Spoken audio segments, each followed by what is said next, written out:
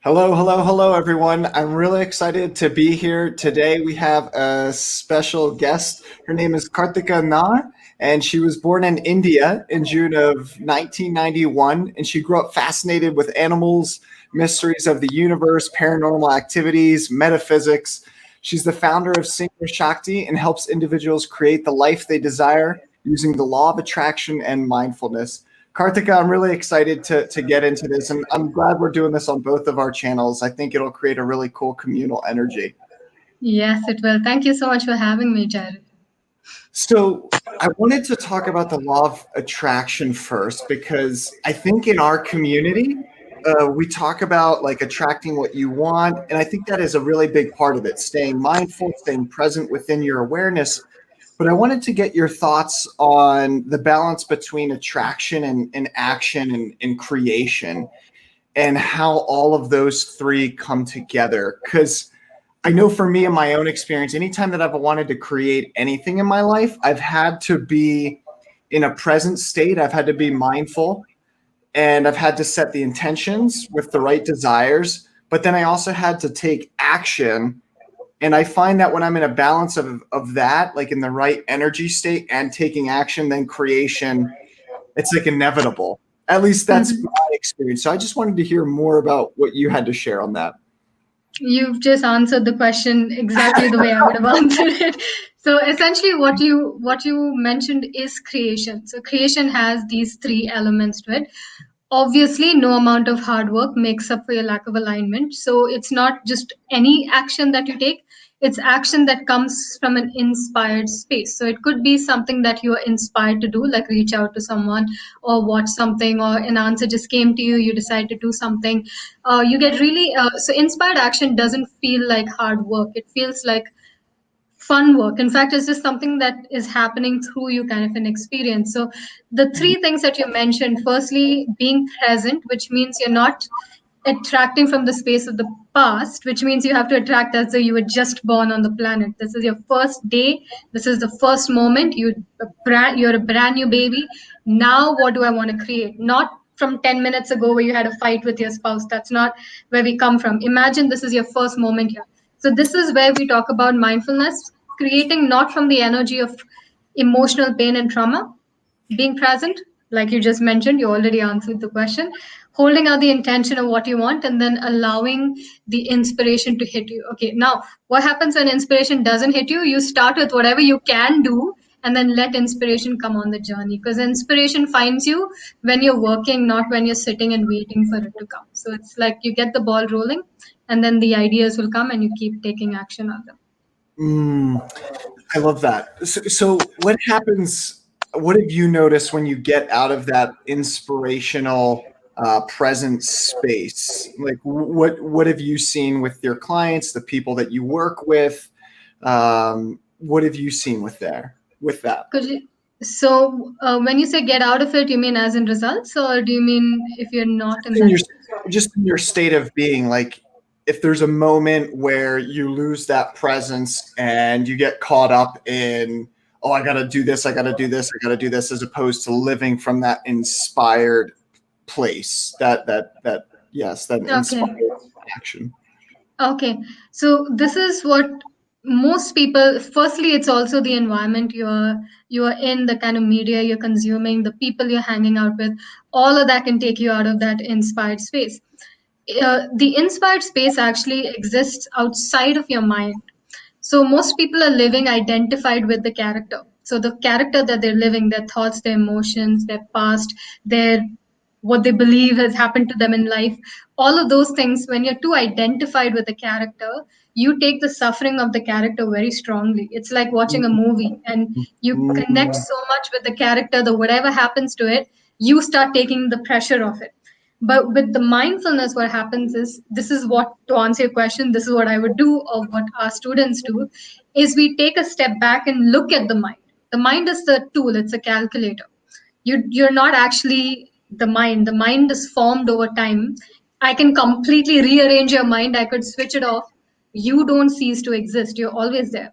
So what we do is we step out, we observe what's going on in the mind, but more so we observe what's going on in the body, which is your emotional state. Okay, when you're getting all stressed out, your body is responding emotionally. So we sit with that in stillness and we watch it. We breathe with it.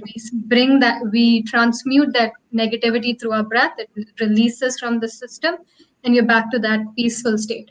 Now that you're in a peaceful state, bring back the mind, the tool, and then do something that will pull you back up. So it could be gratitude, it could be visualization, pivoting, which is reframing a situation to seeing the gifts in it, or whatever you need to do to pull yourself up. So essentially, you become the observer of your mind until your mind is silent. Your mind includes your thoughts and your emotions. And then when you're at a silent space, then bring back your mind and use it to pivot you to back to that aligned state. So this is what I would do. I don't know if anyone's given you this answer before, but this is what we do in our systems. Beautiful, beautiful. Yeah, it's funny because I think a lot of the times, I mean, at least this is how I grew up, especially in the West. Um, I think over here, there's a lot more individuals who are identifying with the content of their mind. So they're seeing their thoughts, they think they're their thoughts, they're identified with their thoughts, and then they live the reality through their thoughts as opposed to being the awareness. I mean, I didn't really start identifying as my awareness probably until about 4 or 5 years ago, where it was like, Hmm. oh, I'm not the body, I'm not the mind, I'm not the emotions, I'm actually the space or the awareness in which all of that occurs. And identifying with that, that's the most resilient, uh, I guess, peaceful space you can come to because nothing touches you at that point. Like things happen within the awareness, things happen within your thoughts and your mind and your emotions, but they don't pull you in as much. There's a lot of that pulling into the character, as you were saying. So Hmm. how do you, because this is something that I've seen with my clients, and I've taught many programs in the US here around this. I'll see when an individual has that insightful moment where they're like, "Oh wow, I'm actually like seeing beyond my character," and then they get caught up in the suffering of the character as well too. How do you how do you experience or see individuals separating from the I'm the character, I'm in my ego, I'm in my thoughts and the pain, and then just getting a glimpse? How do you, I guess, help people soften into that? Because what I'll see with individuals, I'll see they'll get like a glimpse or a preview of it, and they'll be like, oh, I feel amazing, this is great. And then they'll fall back down into the character. And Yeah. it's almost like this unsticking process, like a jellyfish, until finally they're just, and the two are separate. Is this making Mhm. sense? Yes, yeah. Okay, very good question. So essentially, we're all doing this tennis match. Okay, we're all going in between identification with the mind and learning to see what's beyond that. This is the journey, this is the path. I'm young, you're young, none of us are enlightened. This is the journey that we're walking. But what we do and what I do personally with my life also is, so I teach a mindfulness course. It's called Living in Freedom. And Mm, what we have is 6 weeks of training, and then for the rest of your life, we support everybody who's part of that course. So what happens in 6 weeks is we build this thing called presence, right? That Eckhart talks about. Presence is the guard that stands at your kingdom to not allow thoughts and emotions to come inside and affect you, or mm, not allow outside. See, the outside doesn't exist. It's just mirrors. Okay, it's like a illusionary world. But what you're responding to is the stuff within you. I mean, your response is the stuff within you to what's happening outside. So when you build that guard presence, then that separation is stronger. You're able to be more of a witness to your mind. Then when the guard is not there, the guard of your kingdom is not there, and then anybody can enter and you can go in all directions, believe mm, your thoughts, believe your emotions, let people trample all over you. So in 6 weeks, the way that we build that guard or presence is firstly by learning to come to the present moment as often as possible for 7 days. 7 days, you're in the moment without judging, without resisting what you're experiencing. Your mind will come in, you'll go all over the place, and you'll come back. So we kind of train people to do that. Then on the second week, we start questioning thought. We observe the thought and we say, who's speaking this? And we mm, realize it's just some personality. It's not you. It's just a thought pattern or somebody, it's just energy in the mind. So we do that 7 days of second week. Then on the third week, we sit and observe the emotional pain body. as Eckhart would put it in Power of Now, the emotional pain body is the energy field of all the pain that we've carried throughout our lives. And we sit and transmute that, which is again building that state of being more of an observer than being identified.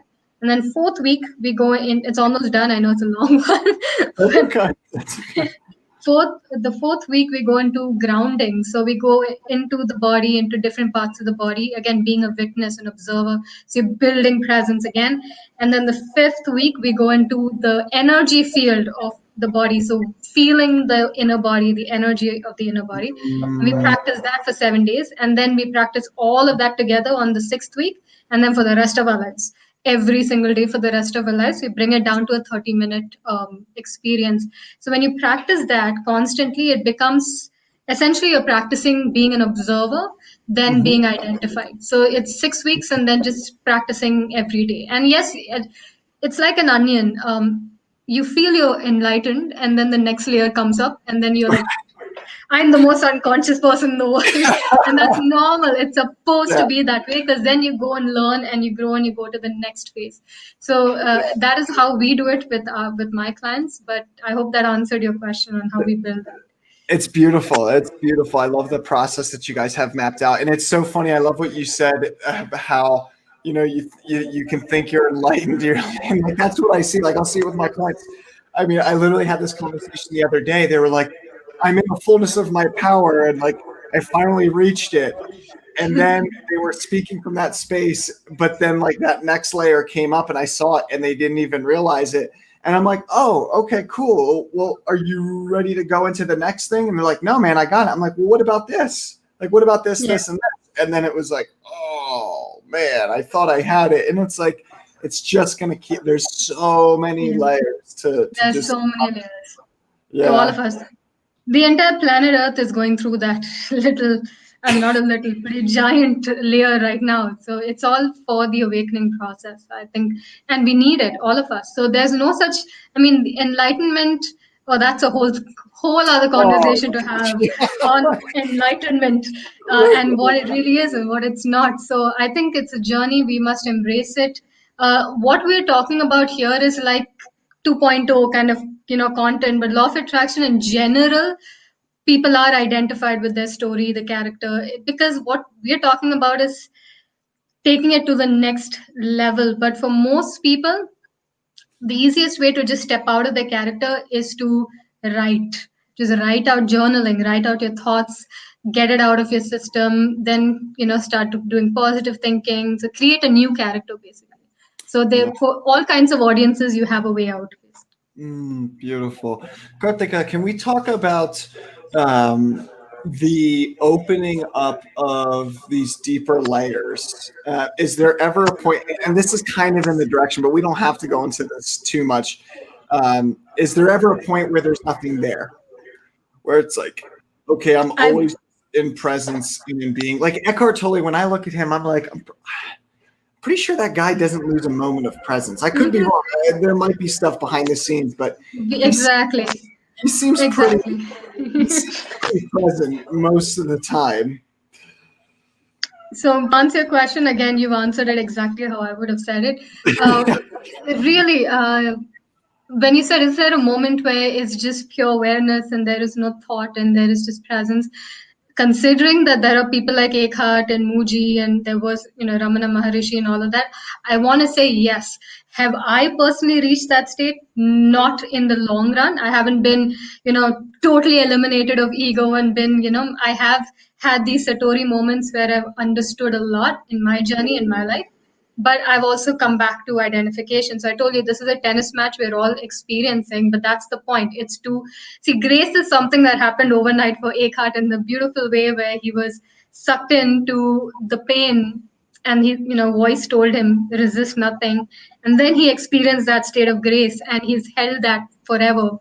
That happened overnight, literally. But for the rest of us, we got to work on that. And the grace is kind of, not yet here. So in that way, I think to answer your question, yes, but I would not be 100% sure until I personally experience it for myself. Like you Mm, said, with Eckhart, with all these people who are our gurus and our teachers, but you don't know what's behind the scenes. With anybody's life, you don't know what's behind the scenes. So to see somebody and say this is the absolute truth, we can't do that. We have to experiment within ourselves. But in my intuitive feeling, I think yes, definitely 100%. Beautiful. Yeah. Yeah. I mean, my mentors and stuff, I mean, I always test them. Like, I think I'm pretty sure, you know what I mean? And then, but then they like blow me away in a different way. And I'm like, all right, touche. I'll go back Yeah. and, sit down. And it's just kind of, I think that's a part of it. So, I just want to see what other question might come up and arise from this. Kartika, what do you think is the role of the mentor or the coach or someone who can guide you in the Indian culture, the guru? There's different terms or words for it, but what do you think the importance and the role of that is? Like, how important is that? Do you really think that we need someone? I think 100%. There is a role for, not in everybody's life. I won't say this has to be in everybody's life, but gurus, teachers, to me personally, this is not to offend anyone, but I believe they are the signpost. They're Yeah. not, okay, so I'm going to say something. I don't know if I'll get into trouble for it, but I Oh, feel the please. guru is not the center of attention, but somebody that brings the attention back to us within. So the Mm, guru must be the mirror, the one that reflects stuff within us and try to get us in, which is brilliant because most coaches, gurus, teachers, everybody is doing that. At least the people who are doing a good job are doing that. But what happens is there is this fine line between learning from a guru and going within versus learning from the guru and being about the guru. And so this is that line that has been, I mean, obviously we all know this. We've seen Netflix documentaries and we've seen so many movements, and I have nothing against it. I'd love to go to beautiful sanghas and communities and sit with the master and be a part of the community.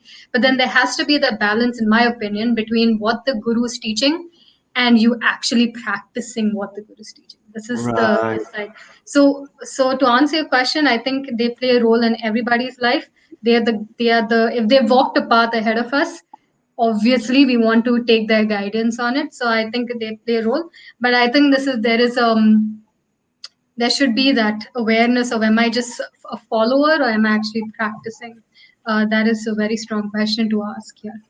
I Yeah. love that. Yeah, the way that I've always thought about this is it's like the guru or the mentor or the coach occupies a space and they've mastered staying in that space.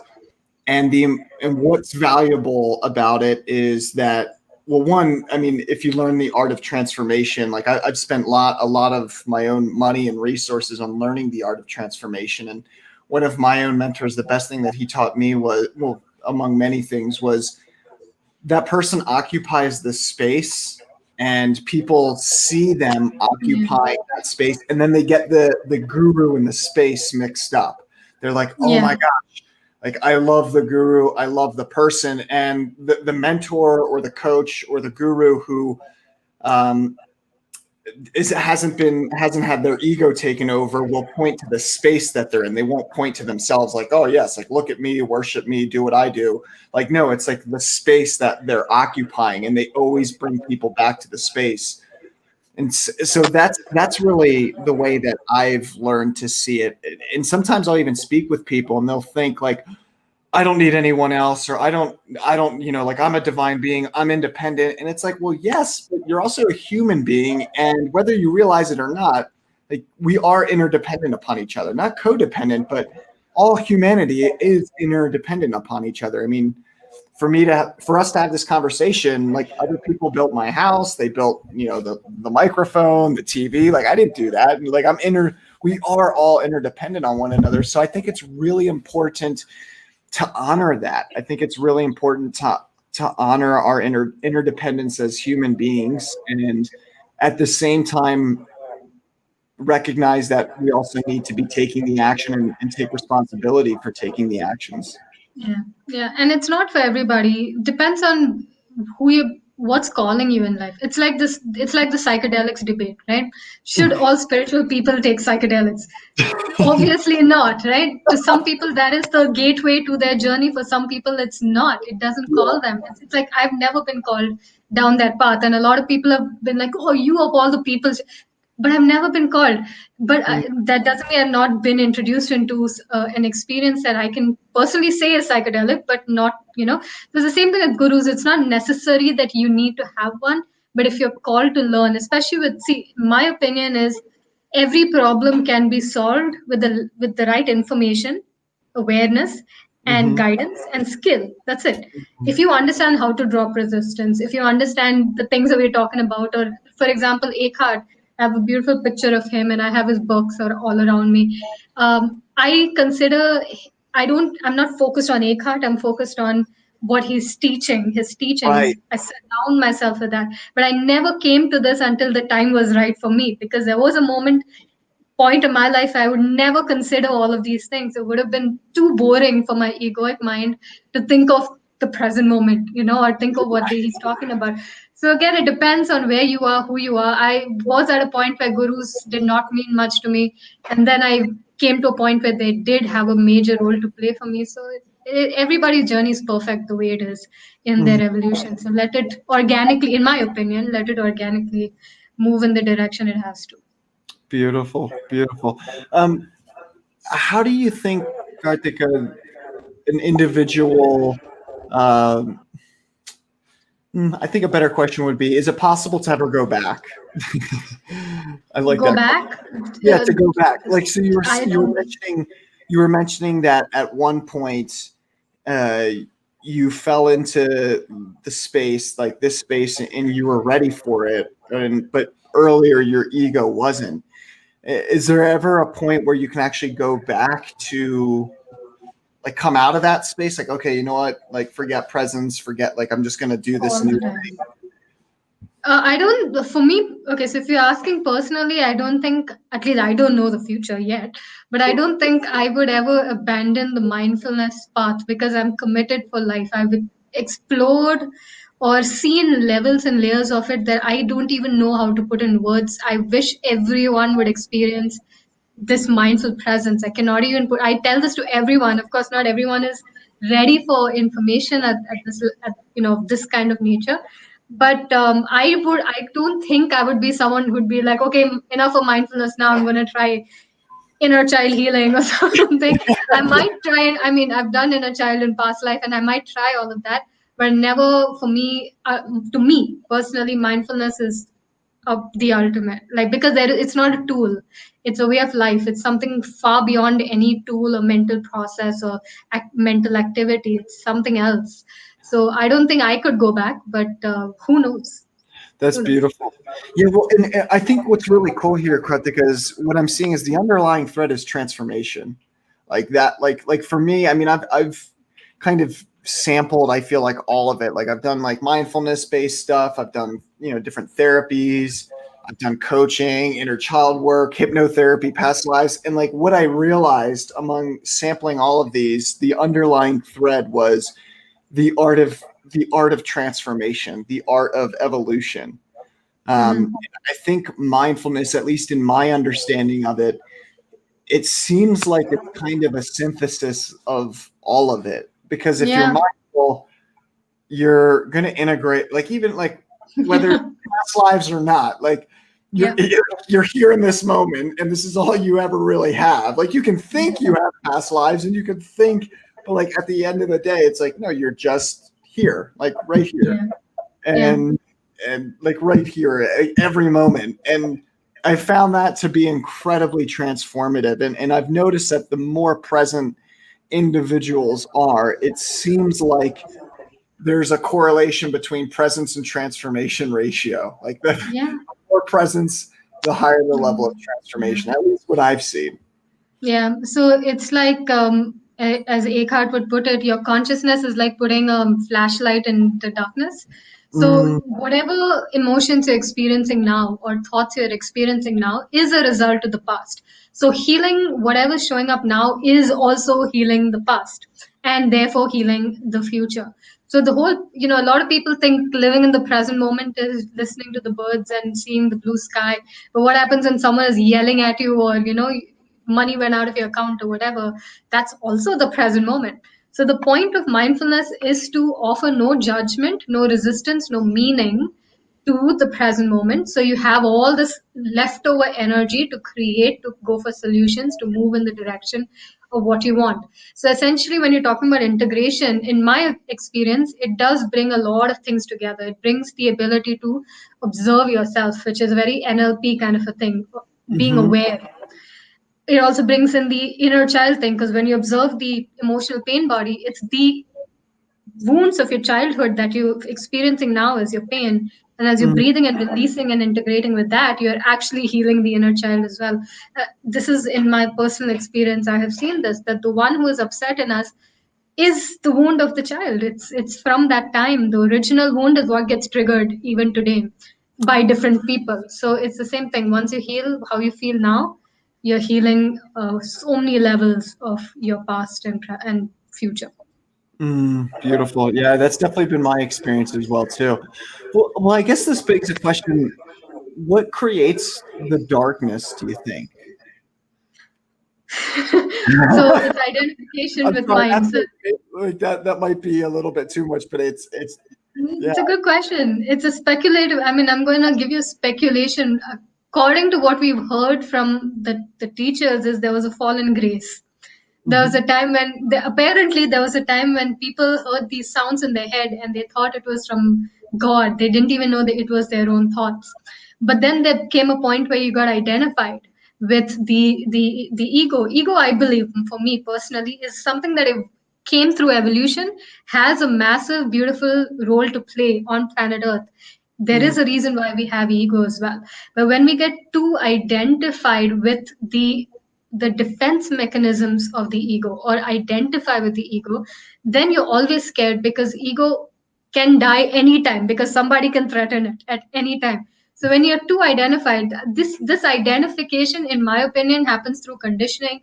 Obviously, from childhood, we've been taught to have a personality of our own, compare ourselves to our, the kids in class who did better in school, or compare yourself to the neighbors, or your parents taught you, and you had all of this conditioning. So what chance did we have? And I was doing inner child work today on myself, and I was observing. I had this memory come up of, I was 12 years old, and I did not know the spelling of the word revise. Okay. And I remember I was standing in the bus stop, and all the kids around me were showing my notebook to each other and laughing and, saying, oh, look at how she spelled revise. Look at how she spelled revise. And I was, bawling my eyes out in the bus stop at the time. I was 12 years old. So that memory came up today, which never came up before. So wow. I sat with that inner child, and I hugged it, and I told her, I said, hey, you know what?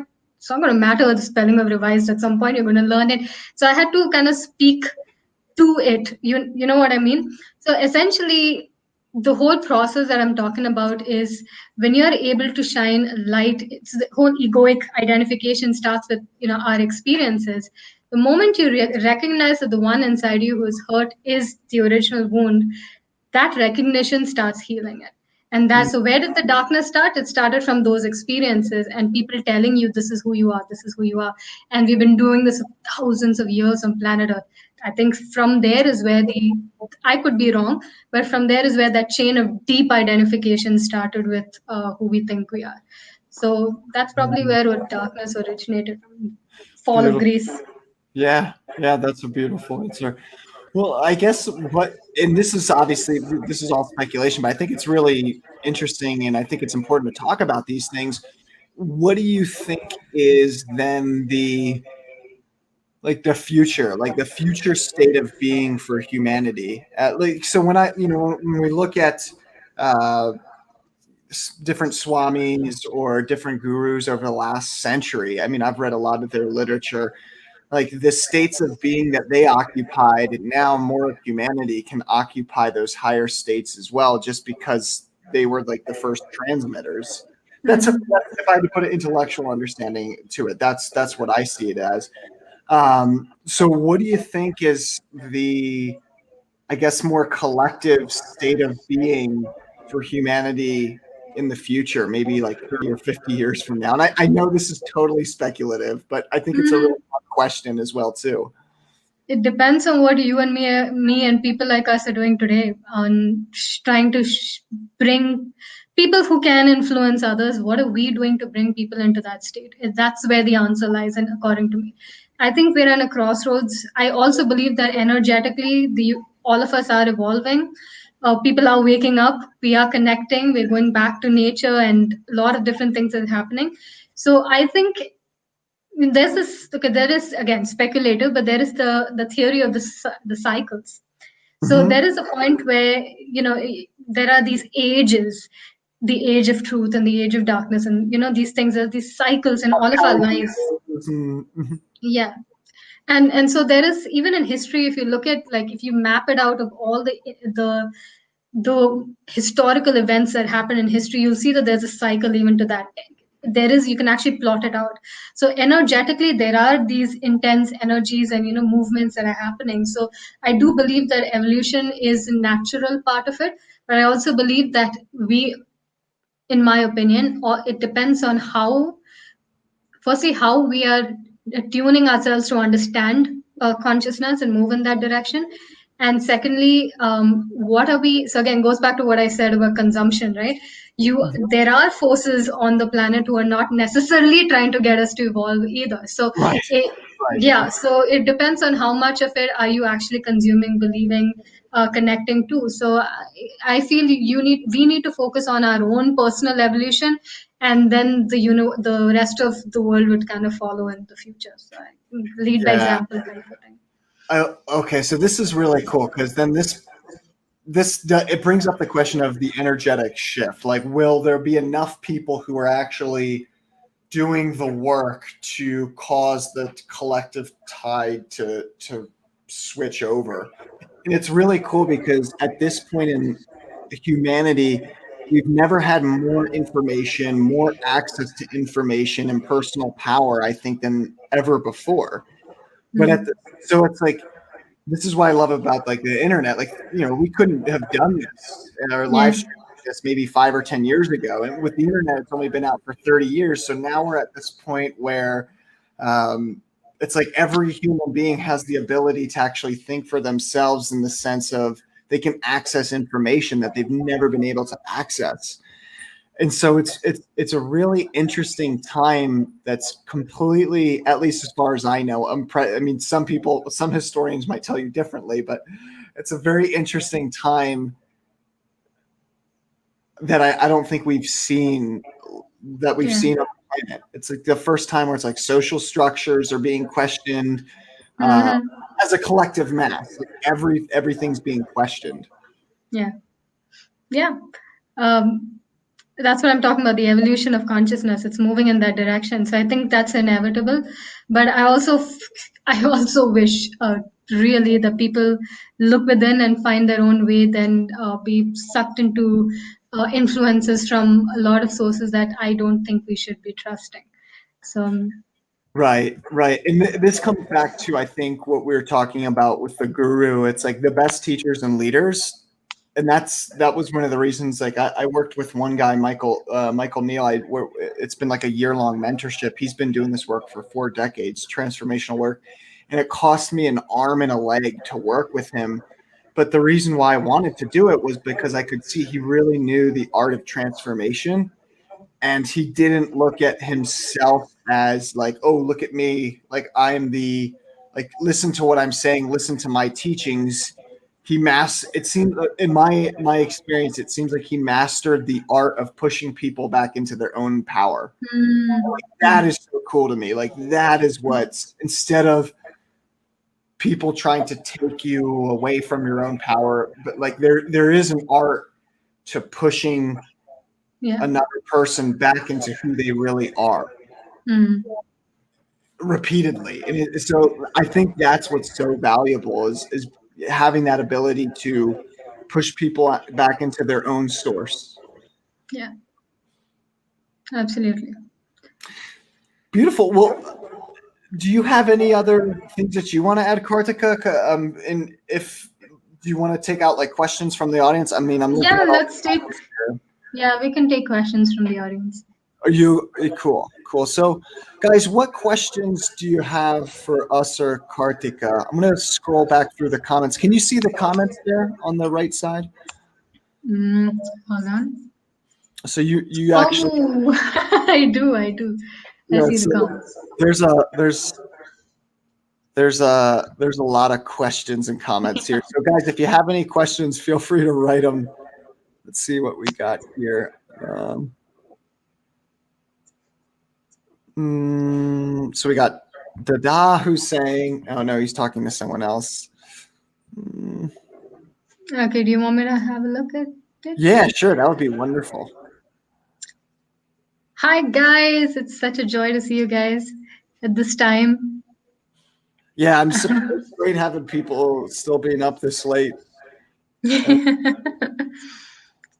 Yeah, I mean, there's so many questions, so to go through, I mean, so many comments, so to go through them and find out the questions is a little hard. Oh, okay. I got one here. I'm going to go to Eunice's question here. Eunice says, what can I do if I'm surrounded by negative people, both at work and home? I try to be positive, but they come in to disrupt my peace, especially my sister. She picks a quarrel every day when I get home. Okay, do you want to take this question? Sure, yeah. And so, really, Eunice, the first thing that I would say is you can draw boundaries. And if I was coaching, I would ask questions around this, but I'll just tell because that's kind of the format here. I would really just encourage you to draw boundaries. You have the ability and the power to let people know what it is that you want and what it is that you'd like to see and what it is how you'd like for them to show up in your life. For me, it took the first 25 years of my life to understand, oh, if I don't like the way that people are showing up in my work or at home, I can ask them. I don't even have to tell them I don't like the way that they're showing up. I can just ask them. I can say, hey, I'd really like to have a pleasant relationship with you, and I'd like for this to be a more peaceful situation. How can we create that experience between each other? like it can be as simple as that. You don't have, because what most people do is they'll say, you're being nasty towards me, or you're making me feel stress, and that doesn't get us anywhere, and then we get caught up in an ego quarrel or fight. But I encourage you, Eunice, just to invite them into a new experience and create it with them. Say, hey, how can we create a peaceful relationship between the two of us? And you'd be surprised, like just asking a question like that will work miracles in your relationships. Awesome. Pretty Do cool. you have anything to add to that, Kartika? Oh, okay. Okay, my perspective, I don't know if you'll take it, but I'll say it anyway. So I'm actually working on this course and a book. It's called God's World of Mirrors. I mentioned this mirror concept before. People are just mirrors showing you what you need to heal inside of you. So invite all of the triggers into your life and be like, show me, what do I need to work on? See, essentially, law of attraction works the same way. Like attracts like. Now, are you a negative person to attract negative people? No, but what do those negative people reflect in you? Do you feel powerless to them? Do you feel like a victim to them? Do you feel not good enough in front of them? Do you feel small? Do you feel that your peace is disturbed? Do you feel not worthy of having peace? Do you feel that, like, I can keep going on, do you feel that life is unfair? That is your stuff that they're mirroring inside of you. And as long as you don't heal that out of you, you'll keep attracting different people, different mirrors to show the same thing that shows up again and again. So for me, I would really empower myself with mindfulness or Ho'oponopono, whatever tool, to start healing what is in me that's a vibrational match to these people. There's a beautiful story of Yashodhara. I don't know if you know this. Yashodhara was lost in the forest, and there was a band of thieves and robbers who were heading towards her way. They didn't know she was there, but they were trying to do some mischievous things and all that. And then they bumped into each other in the forest. And the robbers, who would have otherwise done some crazy things to her, didn't do anything. In fact, she asked for help, for directions, and they helped her. And they both mutually were in a good vibe, and they, left. So why didn't, I mean, people who were so unconscious to rob and steal and hurt people, suddenly they changed their behavior in her presence. Why? Because she didn't have it in her to be a vibrational match to what was happening now. Does that mean that we're all, why do kids get hurt? Why do bad things happen to good people? It's not us as in me, the personality. It's the collective unconscious that we're all living as a planet right now. We all have hate. We all have pain. We all have stuff within us that is a vibrational match. So we all need to work and heal ourselves. And as I heal, it's a ripple effect. It starts is a presence. The presence of the master you were talking about is somebody who's built that space. When you sit in front of your master, suddenly all your questions disappear, your pain disappears, you feel more grounded. Why? Because you're in presence. The presence you must create in yourself by healing. So I would not, in my opinion, I know this is a little different from cut away the toxic people advice. That's perfectly fine. That's great advice. But since you've asked the question to me, I might as well give you my opinion of it. Is I think the toxicity is within us in the way that we feel, and if we don't have the pain within us, then negative people are just people and experiences. It does hurt. I know firsthand. I'm on the internet. Jared's on the internet. There's a lot of stuff that comes our way, and it hurts. It hurts me. It probably hurts him. But that pain that I feel is from my childhood of being bullied, from my stuff of feeling not good enough, feeling like, am I a bad person? So until I heal that, I'll keep attracting it from thousand other mirrors. So for me, it's the my path. This is my personal advice: is look at them as gurus and as mentors who are here to show you something, and just bow down to them and be like, thank you, show me the way. Now that I can see within me, I'm getting so agitated. Witness that. Who inside of me is getting upset? You'll find it's just wounding from your past that you can heal. It's just the ego, the whole identification with the character thing. Then you can heal that. So then when you're at peace, you'll find that people just naturally leave you alone, or just the levels of negativity begin to drop. I have 1,000 case studies from my students. What I'm teaching you here is mindfulness. We have thousands of case studies of our mindfulness students who were surrounded by bullies, negativity, and as they started changing, the world around them just it's like a magic wand, that it just changed. The people stopped treating them badly because there was nothing in them that was a vibrational match to that. So I think that this is my advice. Think of mindfulness or any healing tool that gets you into a state of peace. So use them, use the triggers as your way of transforming through your own wounds. I love that. Yeah, that's so powerful. I have more for maybe another conversation, Kartika, but that law of mirrors, I think there's something beyond there, but that's for a whole nother. We'll save that for part two. But I love that perspective. Let's see, what other questions do we have there? I'm going to go all the way down to the bottom. Let's see. Okay, we got Raja here. So Raja says, law of attraction process, duration, and let go time, question mark. It is compulsory or not? Make one brief video. Make it now. Okay. Do you know what he means with that question? Yeah, I think he means how long do you have to practice law of attraction for to manifest, and how long do you have to let go? I think he's talking about the process. So if I can answer the question, it depends on a couple of things. Firstly, the moment you set in okay, so this goes back to the concept of prayer. Okay, prayer, in my opinion, is assuming that you have something already. Okay, that I have it, I see the image of it, I feel the emotions of it within myself. So within me, it's real. And then now that I know it's real, I'm not desperate. So that is the letting go part of it. So essentially, both of them happen together. It is in the act of assuming you have something, and then when you don't see it in your account or you don't see it in your reality, all you're doing is practicing acceptance of what is, which is again goes back to mindfulness. When you accept things as it is, acceptance doesn't mean surrender. It doesn't mean, okay, I'll just keep getting abused by my partner. That's not what I mean. I mean, I can't go back in time and change the present moment. All I can do is keep my vibration really peaceful during the present moment. So I would not fight it. I would keep this energy and go back within myself and assume the vibration of having something. That is a daily process. So a good thing is just keep yourself, it's like sharpening your axe. Every couple of days, just bring yourself back into alignment with feeling that you already have something until you actually reach your goal. So in some ways, it's basically dropping the importance you're giving a goal and feeling more trust and feeling more making it natural that you have something. So we have a club. We every 5 a.m. to 6 a.m. every morning we sit and sharpen the axe. We do all the law of attraction, 60 law of attraction exercises over 31 hours. We do this every single month.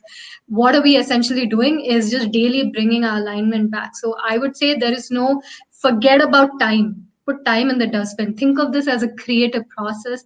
Have fun with it. Don't be in a rush to get it, because who you're becoming on the journey of achieving something is more important than what you're achieving, because that's where the evolution and the growth is happening. So I would totally forget about the process and the timing and just focus on just growth every day. So I would say rest of your life, just assume it's going to be the rest of your life and enjoy the process every day. That is my advice. Yeah, that's beautiful. I'm going to bring up another question here.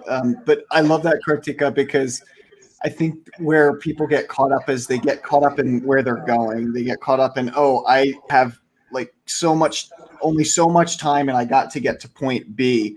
But the way that I like to view life is seeing it from how much space do I have within myself, moment to moment, and how can I enjoy the process? Because if you're just trying to get to point B and you only have so much time, like that perspective is never going to go away. You're always going to have that next thing to get to. Like boom, Yeah. boom, And you'll never be satisfied with it, because you think happiness is when I reach my manifestation, only to realize I'm happy for 10 seconds, and then the next thought comes up and now you're dissatisfied and now you go to the next one.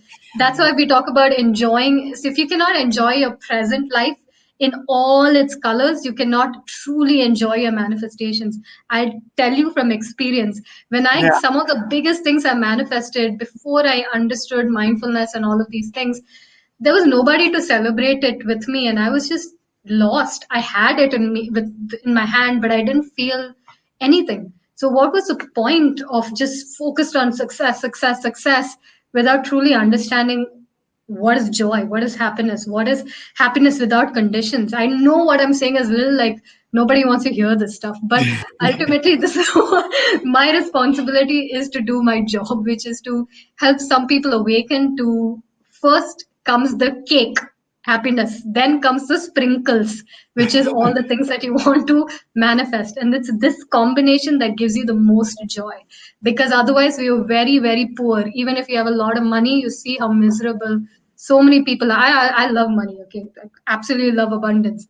But if you do not have inner abundance, and you're rushing and you're thinking something else is going to make you happy, it doesn't work that way. It should be the other way around. Happy first, and then everything else kind of floats in place, because then you're already at the vibration of receiving. So I love that. Beautiful. Yeah, and it's so true. It's if you can't enjoy the metaphor was great with the cake and the sprinkles, but if you can't enjoy it, then what's the point? Like really, what's yeah, the point? You're I'm just telling you, I've going on really. this journey. My mom told me once. She said, "You're earning so much money. Why aren't you happy?" Like literally, and it makes zero sense. You can have all the money, you can have all the awards, you can have all this, but ultimately the ego can never be satisfied. So it should be the opposite. Let all of this be the joyful sprinkle experience, but let the you be at a state where you're happy in life. That should be not because of something, but just because. That's it. That is important. I'm telling you from experience. Otherwise, Yeah. everyone who has everything should be happy, but they're not happy. you know, should Beautiful. be. Yeah, I always color the distinction between, I call it most individuals on the planet or at the level of consciousness that they're in, they think oh, it's do, have, be. So like I have to do something in order to have what I want. And then once I have what I want, I can be happy. But Mhm. it's really be, have, do. Like you embody the state of being, and then through that you'll have the actual thing that you're looking for. And then you'll see that you'll get actually a lot more of what you're really looking for when you're in that space. Mhm. Yeah, for sure.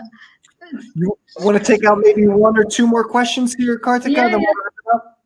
yeah, for sure. For Beautiful. I'll sure. go to Fern's drummer here. Fern's drummer says, "What if I imagine myself with money and on the way home find a bag full of money. Should I take it or should I not? Isn't it what I manifested? Isn't it stealing? Oh wow. I don't know, probably take it to the police and say, if you find somebody, let them have it.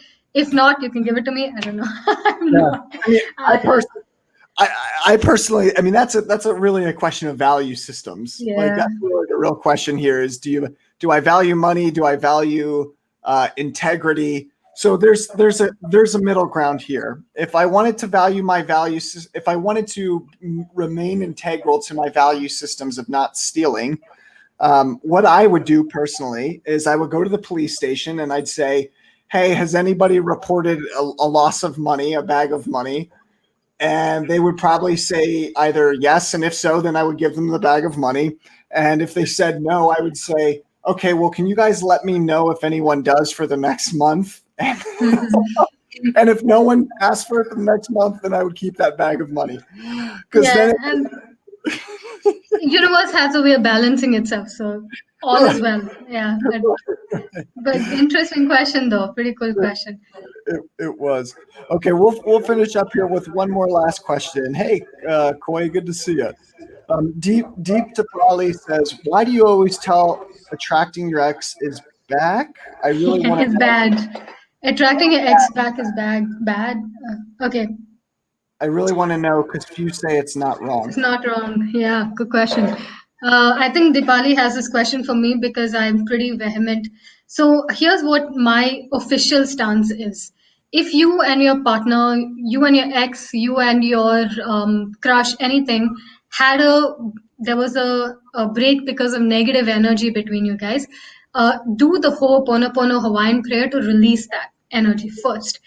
If they come back after the healing is done, then fantastic. I will bless it. I will come for your wedding. Literally, I want your happiness. But most people, what happens is they are not addicted to a person, they're addicted to the potential of a person. It's a chemical thing. And I speak of it purely not just through experience, but also understanding. When you break up with somebody, all you're remembering is only the positive times, only the good times, and you're like, "Wow, this guy was so amazing, or this girl was so amazing. I can't live without her."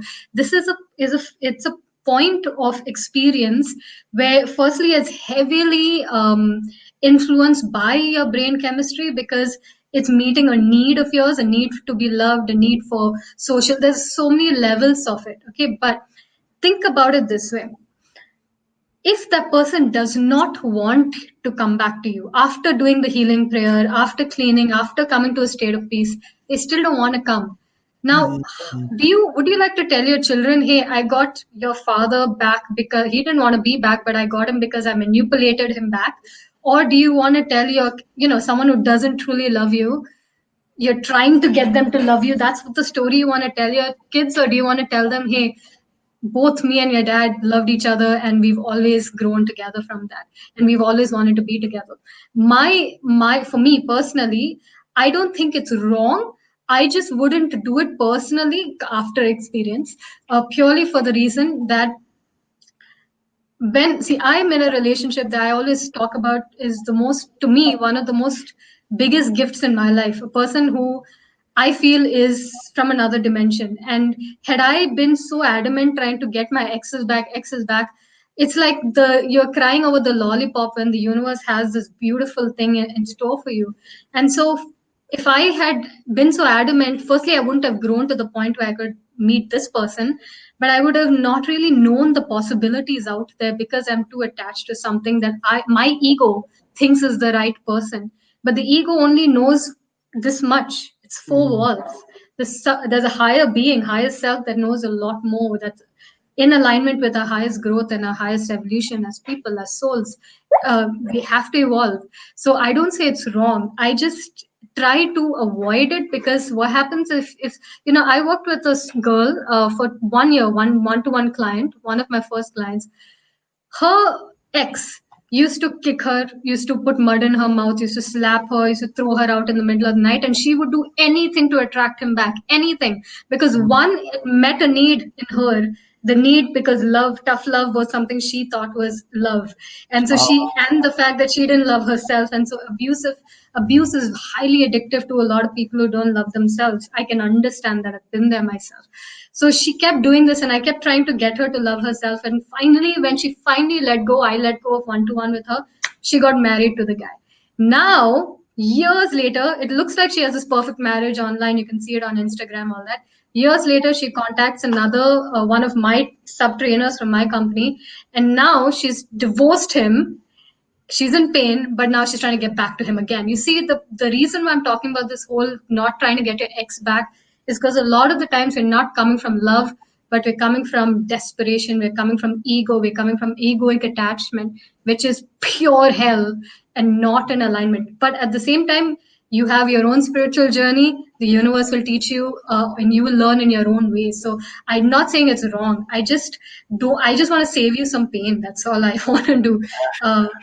Through experience. I want you to have the love of your life who loves you, and not someone you have to manipulate to try to get back. That is what I want for you. I want true love for you, really. Like, I'm very passionate about that, because everywhere on YouTube you have, get them to chase you, get them to think about you, get them to text you. And I'm the only one going, no, don't chase them, don't get them to chase you. Just sit and, let the butterfly come to you when you're still, instead of going with the net and trying to catch the butterfly. So I'm sorry, my perspectives are generally pretty offensive around this one, but I really want true love for you, and I don't want you to ever struggle for love, ever. So that's why I say don't struggle to get someone back if they don't want to come back. That is my opinion. That's beautiful.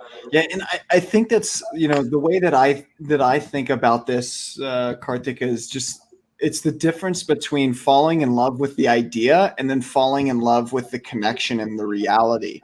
Like, our body literally doesn't know the difference between what's our thoughts and what's actually happening in reality. The reality and the thoughts trigger the exact same chemistry within the body. And most individuals, and I mean, I've been guilty of this in my own life, but I see it with my clients as well too. They're so in love with an idea of a relationship, or they're so in love with it's all the conditioned. Movies and music and Bollywood. Right. And it's like, oh, if it doesn't look like, I'll never forget it. I went on a date one time, and this was I see it all the time with my clients as well too, but I went on a date one time, and she started doing something that I was like, why are you doing that? And it was like literally straight out of the movies. Now, this was years ago, but it was literally straight out of the movies. And it was like, you're not actually acting out of autonomy. You're playing out something that you thought you had to do. And it's like, you don't have to do that. And there's so much of this conditioning that we take on, like you said, from our culture, where it's like, you don't need to do all that. It can actually be way simpler and easier if you allow it. But, there's people who just, they think it has to happen a certain way because of that conditioning. And it has to look a certain way, and love should look this way, and I need to look this way, and the guy has to be like this, and he should be 6 feet tall, and I should be. And ultimately, what is true? I mean, I saw a beautiful video once, and he said, he says, parents don't love their kids, and husbands and wives don't love each other. That's not love. It's a very strong statement to make, to say what you think is love is not actual love. It is conditioned egoic attachment that we believe is love. True love actually has no conditions, which is a whole world of things that like maybe 0.1% of humanity has ever really touched and experienced. But I still because I have a beautiful relationship, I want that beauty for everybody. I don't want people to suffer and struggle and try all these techniques and cry over it. I mean, why? I mean, can you just wait for someone and love yourself in the process? But when he comes, can you imagine that beautiful experience when she or he comes, where it's organic and it's natural and it's beautiful, and both of them want to text each other instead of waiting and trying to get each other manipulate. No, text each other, because the world is like, we have to wait 10 seconds first before I text them back, or I should wait Right. 3 days I before. gotta control this, and yeah. I don't even know why would you live in that paradigm? Just be with people and text them whenever, be yourself, do whatever, don't shave your legs, just be yourself. Ultimately, love has no conditions about what you look like, your height, your past, none of that. Age. Really, truly, I want some for people. I know I come across as like this evil person who's saying don't get your ex back, and I get a lot of flack for that. But I just, my only intention is everybody experience something so true and so beautiful that you never struggle for it. It should come naturally. That is what I would want for people, and that is why I tell people not to struggle. But I think that's a great question. That's a great question. Thanks for asking. Yeah, that's beautiful. Yeah, and I totally agree. I think if you just accepted the organic way of life and just allowed, like, we're all going to the same place. We're all going back to the same place. You can make it. You can fight the natural flow back to where we all came from, or you can, just sit back and relax and allow it to happen. It's really just however you choose to allow it. Yeah, and one final word to answer that question is, I told you love has no conditions, which means it has no list. Like, we all have this ego list of my partner should be like this, and men have that for women, women have that for men. But this is still conditional, which means when your partner stops behaving in the way that you want them to behave, then the lion comes out, the egoic madness, and now you are fighting and divorce, and that's the whole point we're talking about. That is not love. Eckhart says it beautifully. How can something that is love turn into hate? How can a cup turn into a piece of fruit? It's not like that. True love cannot not turn into hate. What we think is love is egoic attachment. It's conditioned. It's chemistry. It's dependence. It's so many levels of ego. But with my partner, I always say this is, he's the kind of person who my ego would never have picked out from a crowd. I'd be like, no, okay, I would want musician, producer, long hair, Yeah. stuff like the ego wants something that's more closer to what you relate to, which is brooding musician kind of a identity, which is what I held on to for a long time. But then I have somebody who's so good, he's like a zen master, so good for my personality but not good for my ego. So but this Mhm. person is making me grow into something that is pure, to me, the biggest gift. So now, should I fight this? That's what I'm trying to get people to understand. Why is it ego based? Why not let spirit take over and allow the learning and allow the growth to happen from your relationship? Little Yeah. complicated concept, but I hope somewhere it helps somebody out. The cool thing about it is I don't really think it's too complicated. It's just kind of like that's what it is. Like, it's literally just like that's you just allow it to happen. You speak it, you allow it, you don't get it caught up in the ideas, you just live. Exactly. And I mean, that's the thing. Keep it open. Don't be stuck on one person. Allow something beautiful to happen. I know it's not an easy journey. We've all been there. We've all felt that same pain. But going past it, looking back, we are telling you from that place of, hey, it's always better to keep it open. This person or someone better. This person or someone better. This company or something better. Then when your energy is open, you're not desperate, and so then you're in that evolutionary chain. And always remember, please be with someone or ask for someone who's good for you. Not good, not like abusive, but somebody who really helps you grow as a person. Because ultimately, that's what a relationship is. It's not Instagram models, and all that will fade very quickly. This physicality will fade so quickly. What is left is the communication, the experience you guys are having together. That is what's left. And if you don't have that as your basis and it's just about looks, that's probably why there's so many divorces, because people jump into marriage with that chemistry of he's the one, I'm the one, chemistry, and you get into that high state, and then that's chemistry. What happens? Anybody who's got has a drug and goes up, he also comes down. It's the same thing with all biochemistry. When you think you're absolutely in love, you're high, then suddenly it flips around and now you're low because he didn't text you back or she didn't. That is what why I talk about. It's not love. Right. And that's I think the great difference between falling in love with an idea or a conception and just falling in love with the connection. Like, what is the connection? What's the experience that you're both having together, and falling in love with the experience as opposed to the actual physical form. Or the permanency of the experience. Mhm. Because you can go, I mean, just because you're going through so many different relationships, it doesn't mean that they were all wrong. They were all right in each stage for you to grow. So keep yourself open. Let things happen organically. Beautiful, beautiful. Kartika, thanks so much for having this conversation. It's really been a pleasure and an honor. I've really enjoyed it. Do you have any programs or anything that you're doing coming up? I have a mindfulness webinar, but if you can just subscribe to my YouTube channel, all the information is always provided there. I always make announcements whenever new webinars are coming up, so you can just do that way. Beautiful, guys. Go ahead and check that out if this has really resonated with you. Thanks so much for joining, everyone. Kartika, thanks for allowing me to be with your community. It's an honor to meet everyone. I really appreciate being here as well, too. Thank you for connecting me with your community. It's an honor. I have to check out more of your community and your content, but it's really been fun. And obviously it was aligned because I don't usually respond to emails like this, but it was again something, a divine connection reason that happened, which is kind of funny. I told you right before you sent me a message this evening, I had, like, it came into my mind that you would send me a message before I opened the app, and I saw it. So there's this inspired action thing that just happened. Yep. So universal connections, Beautiful. psychic, telepathic things. Yeah, it was nice. So thank you. It was a pleasure, guys. My only intention for you is to love you, to nourish you. Please take all my words with a pinch of salt and his words with a pinch of salt. Apply it in your own life.